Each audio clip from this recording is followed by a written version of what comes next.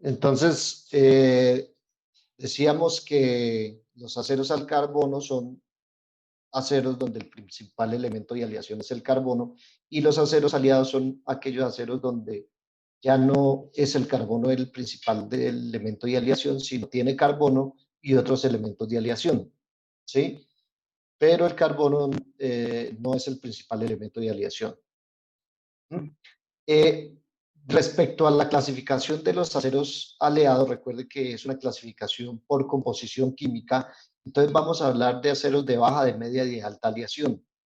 Eh, los que tienen baja eh, están entre 2.5 hacia abajo. ¿Qué quiere decir 2.5? La sumatoria de todos, del porcentaje de todos los elementos de aleación es menor a 2.5 o igual.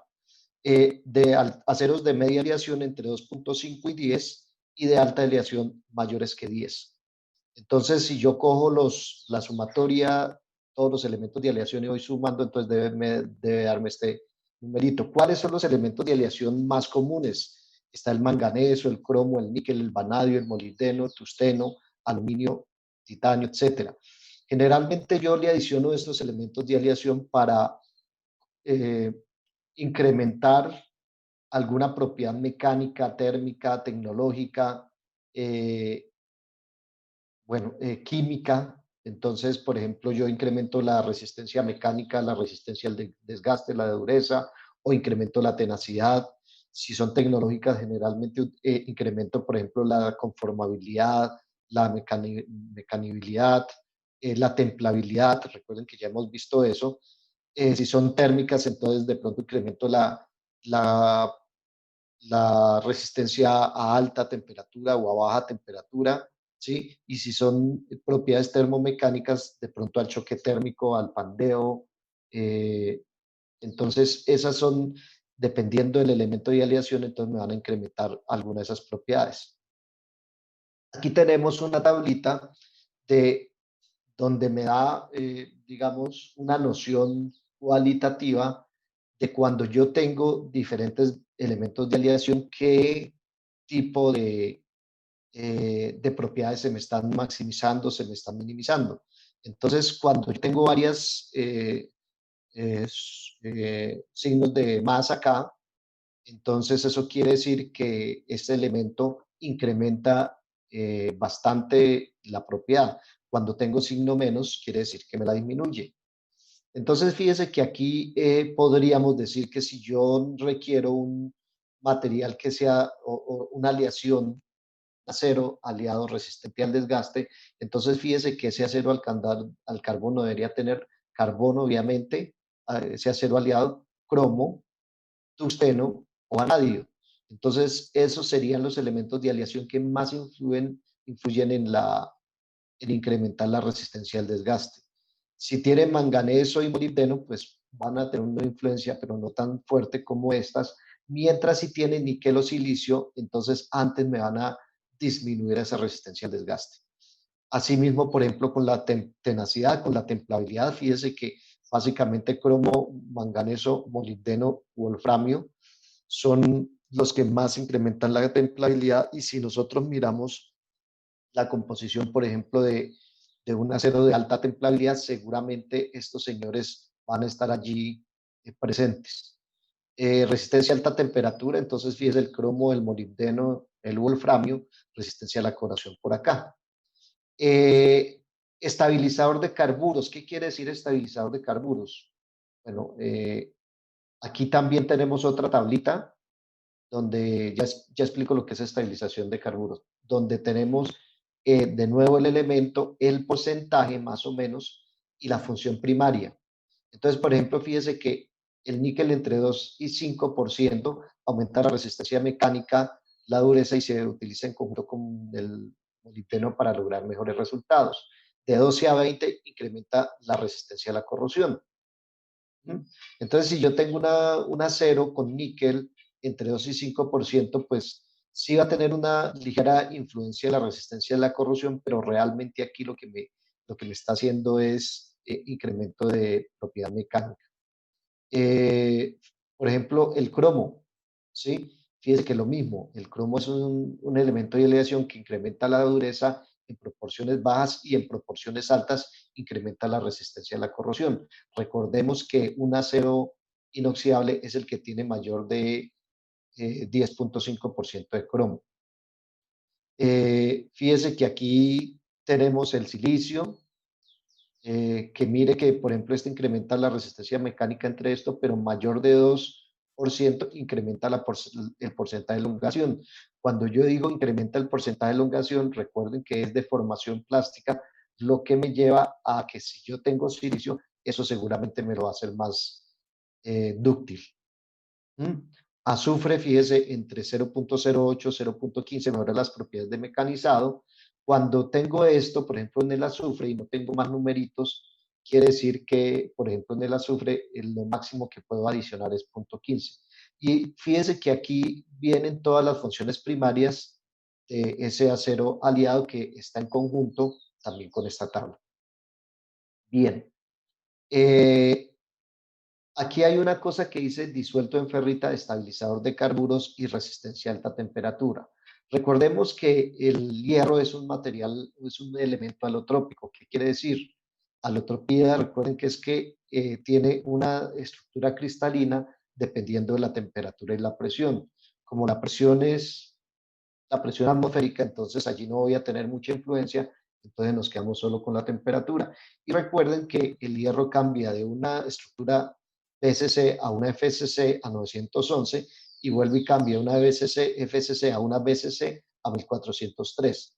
Sin embargo, esta temperatura, esto es para el hierro puro, pero al disolver elementos de aleación, carbono, níquel, manganeso, etcétera, estas temperaturas cambian. Y ahí es donde aparece esto de la ferrita y la austenita, que son fases de hierro con carbono disuelto. ¿Mm?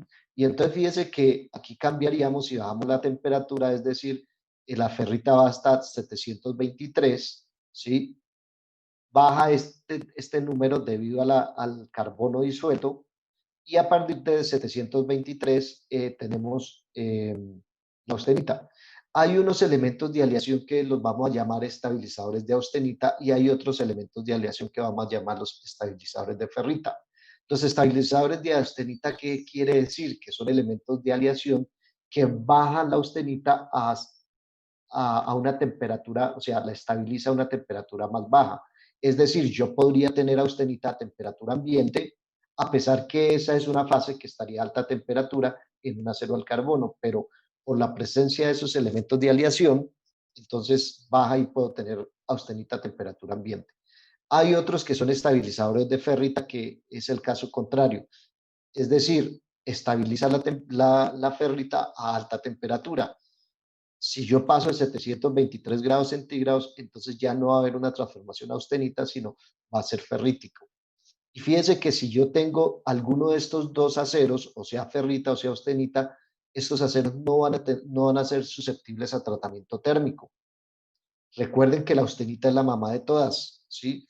Genera ferrita. Pero si yo tengo temperatura ambiente austenita, pues obviamente no voy a poder enfriar para que forme ferrita, martensita, etcétera. Ahora bien, si tengo ferrita a alta temperatura, entonces lo mismo, ya dónde está la austenita para originar las otras fases. Entonces, estos aceros que tienen elementos de aleación estabilizadores de austenita o estabilizadores de ferrita generalmente no son susceptibles a tratamientos térmicos y por otro lado, pues también son aceros que se comportan muy bien con temperatura, porque como no tenemos este cambio alotrópico, estructura cristalina, entonces yo puedo subir y bajar temperaturas sin ningún problema y es más, a alta temperatura pueden estar muy bien, ¿no? Fíjese que entonces aquí lo que hablamos, los elementos estabilizadores de ferrita son cromo, silicio, molibdeno, wolframio, vanadio, fósforo y aluminio, ¿sí? Entonces, cuando yo tengo estos elementos de aleación, yo podría tener en algunos de esos aceros, obviamente dependiendo de la composición química, de cuánto hay de cada uno de estos, ferrita a alta temperatura, ¿sí? Y por ejemplo, tenemos aquí los aceros ferríticos hierro, cromo, molibdeno, donde fíjese que tenemos el cromo, ¿sí? Y tenemos molibdeno, mire, entre 1 y 12% del cromo, y entonces voy a tener un acero completamente ferrítico. Tenemos aceros formadores de carburos. Bueno, faltarían los aceros aquí, los estabilizadores de austenita. Generalmente es el níquel, el manganeso, allí no están, pero bueno. Y tenemos otros formadores de carburos y formadores de nitruras. ¿Qué es eso? Recuerden que cuando nosotros tenemos esta fase cementita, ¿esto qué es? Un carburo de hierro. ¿Qué es lo que pasa? El carbono reacciona químicamente con el hierro y forma un carburo que se precipita, ¿sí? Como cementita, ya lo hemos visto. Pero eso mismo pasa con estos otros elementos de aleación, es decir, el carbono se reacciona con el cromo, el wolframio, el molibdeno, el titanio, todos estos con el vanadio y precipitan también como unos carburos, carburos de cromo, carburos de wolframio, carburos de molibdeno, pero la cuestión es que la precipitación que ellos tienen es una precipitación de unas partículas muy, muy, muy pequeñitas del orden de micras o el orden de nanómetros, y entonces nos va a endurecer el acero. Entonces, fíjense aquí en esta micrografía, si ustedes ven, hay unos punticos blancos. Fíjense que esta micrografía es súper pequeñita, bueno, no está.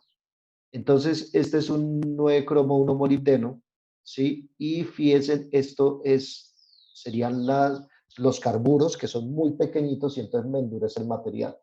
Generalmente nosotros estos elementos formadores de carburos, como incrementa la dureza, ¿dónde lo vamos a tener? Pues obviamente en aplicaciones o en aceros donde yo requiera alta dureza, como cuáles, como aceros herramientas, aceros deformables y aceros refractarios a alta temperatura.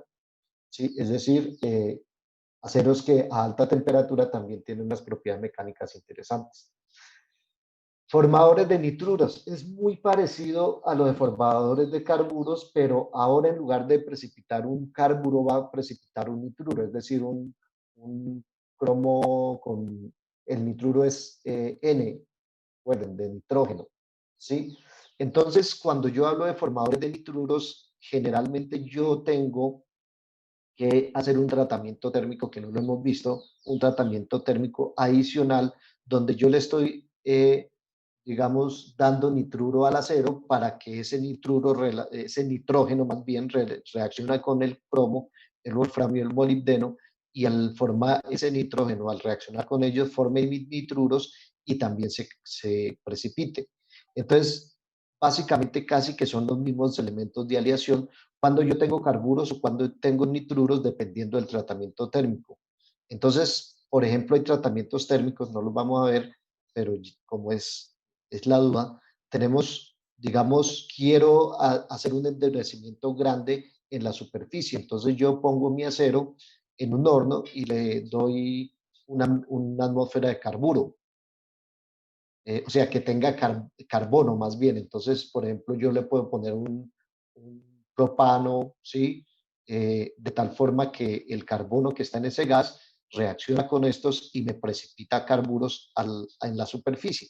Pero yo podría, en lugar de poner ese propano, yo podría poner una atmósfera de nitrógeno y entonces hago lo mismo. O podría mezclar una atmósfera que tenga carbono y nitrógeno y entonces tengo otro tratamiento que es carbonitruración. Entonces este sería un tratamiento térmico para carbono, otro de nitrógeno, o si yo tengo esto sería un tratamiento térmico de carbonitruración. La finalidad real es precipitar esto generalmente sobre la superficie para endurecer el material. ¿Sí? Elementos que proporcionan resistencia a la corrosión, ya los sabemos, el cromo, el níquel. Entonces, fíjese que aquí tenemos también de los aceros inoxidables, recuerden que tenemos ferríticos, austeníticos, martensíticos y endurecibles por precipitación. Y aumentan templabilidad, ¿sí? Cromo, manganeso, molibdeno, titanio, wolframio y vanadio. Mira, aquí serían las aplicaciones. Y entonces, fíjense, dice, todo esto, resortes, tornillos, pernos, etcétera, engranajes, son piezas que se hacen con aceros que tienen aleantes, formadores de carburos y nitruros generalmente estos aleantes también favorecen la templabilidad, ¿sí? En otras palabras, cuando yo miro esta tablita y yo veo esto, templabilidad, también podría, mira, aquí estaría un estabilizador de carburo, faltaría el de nitruros, pero digamos que estos también casi son los mismos. ¿Listo? Eh, bueno, creo que hasta ahí sería la explicación respecto a la pregunta.